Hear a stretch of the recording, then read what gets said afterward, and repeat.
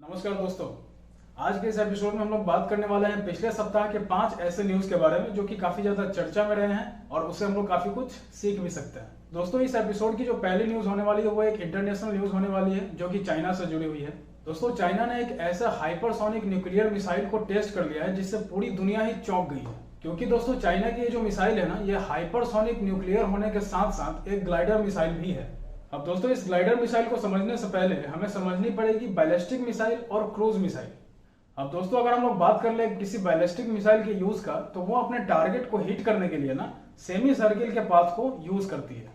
और दोस्तों, अगर हम लोग बात करें क्रूज मिसाइल के बारे में, तो वो अपने टारगेट को हिट करती है डायरेक्ट। तो दोस्तों, हम लोग इसे ऐसे भी समझ सकते हैं। मान लेते हैं कि अगर ये कोई जगह है जहां से हमें मिसाइल्स को छोड़नी है, तो अगर हम यहाँ से बैलिस्टिक मिसाइल को छोड़ते हैं ना अपने किसी टारगेट के ऊपर, तो यहाँ से जो बैलिस्टिक मिसाइल है वो इस तरह से सेमी सर्किल बनाते हुए यहाँ पे अपने टारगेट को हिट करती है। और अगर यहाँ से हम लोग क्रूज मिसाइल को छोड़ते हैं, तो वो क्रूज मिसाइल यहाँ से ऐसे उठती है और डायरेक्ट हिट करती है अपने टारगेट को। अब दोस्तों, अगर हम लोग बात करें ग्लाइडर मिसाइल के बारे में, यानी कि अगर हम किसी ग्लाइडर मिसाइल को छोड़ते हैं ना किसी अटैक के लिए, तो वो अपने प्लेस से ना तो सर्कल बनाते हुए अटैक करती है या फिर स्ट्रेट अटैक करती है, वो अटैक करती है ग्लाइड करती हुई, यानी कि टेढ़े मेढ़े रास्ते से वो अटैक करती है।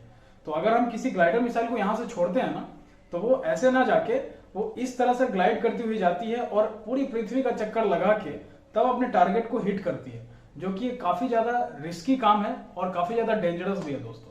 और दोस्तों, ग्लाइडर मिसाइल के इसी तगड़े फीचर की वजह से ना वो काफी ज्यादा खतरनाक हो जाती है और इससे यूएस चिंतित सिर्फ इसीलिए है क्योंकि वो रडार में भी नहीं आती है। यानी कि अगर कोई भी मिसाइल ग्लाइड करती हुई किसी चीज को अटैक करती है तो वो रडार में आ ही नहीं सकती है। ये जो दोस्तों ग्लाइडर मिसाइल है ना, अपने आप में और ज्यादा खतरनाक इसलिए भी हो जाती है क्योंकि इसकी जो स्पीड है ना, वो साउंड से भी 5 गुना ज्यादा है।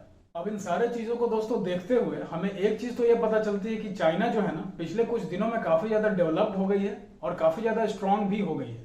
अब इंडिया के अंदर दोस्तों बहुत से लोगों ने काफी एक तगड़ी बात कही है कि अगर आपका जो दुश्मन है या फिर आपका जो कॉम्पिटिटर है वो अगर आपसे ज्यादा स्ट्रांग है ना, तो आप उसे कम्पीट करते करते आप भी स्ट्रांग बन सकते हैं। तो दोस्तों, हमारे जितने भी कम्पिटिटर्स हैं ना, वो हमसे कहीं ना कहीं स्ट्रेंथ में आगे ही हैं। तो इससे फायदा ये होगा, उनसे हम कम्पीट करते करते हम भी थोड़े बहुत स्ट्रांग हो ही जाएंगे। अब दोस्तों, इस एपिसोड की जो दूसरी न्यूज होने वाली है ना, वो भी हमारे दूसरे पड़ोसी के बारे में, यानी कि पाकिस्तान के बारे में।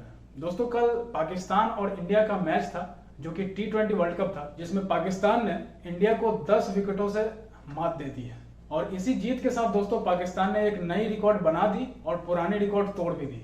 यानी कि दोस्तों T20 वर्ल्ड कप की हिस्ट्री में ना पाकिस्तान ने आज तक इंडिया को कभी हराया नहीं था। और इसी जीत के साथ दोस्तों पाकिस्तान ने इंडिया को 10 विकेटों से हराने का जो रिकॉर्ड है ना, उसे भी अपने नाम कर लिया। अब इस हार से दोस्तों हम ये सीख सकते हैं कि हमारे जो दुश्मन होते हैं या फिर हमारे जो कॉम्पिटिटर होते हैं, हमें उन्हें कभी भी कम नहीं समझना चाहिए। तो दोस्तों, इस पे और ज्यादा स्पीच ना देते हुए मैं सिर्फ इतना बोलना चाहूंगा कि रिकॉर्ड्स बनते ही हैं टूटने के लिए। अब दोस्तों, इंडिया का क्या है, इंडिया तो रिकॉर्ड्स बनाते रहते हैं और तोड़ते रहते हैं। जैसे कि हम अगली न्यूज के बारे में बात करेंगे जिसमें इंडिया ने एक और नए रिकॉर्ड बना दिए। यानी कि दोस्तों पिछले सप्ताह में इंडिया ने करीब करीब 1 बिलियन कोविड के वैक्सीन डोजेस को लगा के एक नई माइलस्टोन खड़ी कर दी है। अब ये दोस्तों माइलस्टोन है ना, ये यूएसए से 2 गुनी बड़ी है, जापान से 5 गुनी बड़ी है और हमारे जो फ्रांस है उनसे 10 गुनी बड़ी है। यानी कि दोस्तों ये अपने आप में ही एक रिकॉर्ड है।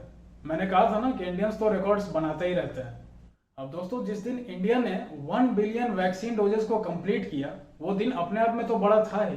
उस दिन को और यादगार बनाने के लिए इंडियन गवर्नमेंट ने इंडिया की अब तक की सबसे भारी और सबसे बड़ी जो फ्लैग है ना, उसे रेड फोर्ट के ऊपर लगवाई, जिसकी जो वजन थी दोस्तों वो करीब करीब 1400 किलोग्राम की थी। और इसकी जो लंबाई थी दोस्तों वो थी 225 फीट और चौड़ाई 150 फीट, जो कि अपने आप में ही एक और रिकॉर्ड है।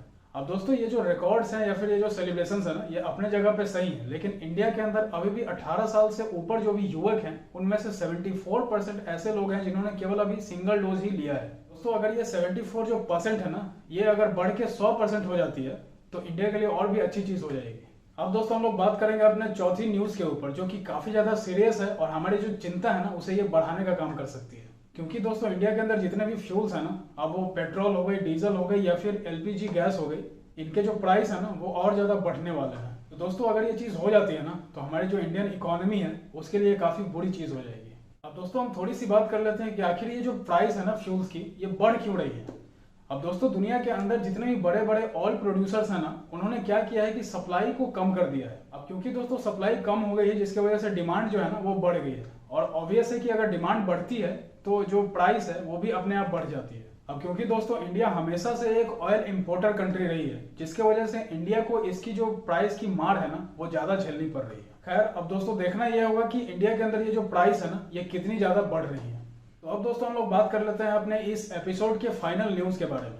तो दोस्तों यूपी के अंदर एक कंपनी है जिसका नाम है एपेस्टेरोन, जिन्होंने 5 ऐसे नॉन लिथल हथियार बनाए हैं जो कि इंडियन फोर्सेस के लिए काफी ज्यादा यूजफुल होने वाली है। और ये जो दोस्तों जितने भी हथियार बनाए गए हैं ना, ये सारे मेक इन इंडिया के प्रोसेस के थ्रू बनाई गई हैं, यानी कि इसमें जितनी भी हथियार हैं वो सारी मेड इन इंडिया होने वाली है। अब सबसे पहले तो दोस्तों हम लोग ये जानने वाले हैं कि ये जो नॉन लिथल मैंने बोला इसका मतलब क्या होता है।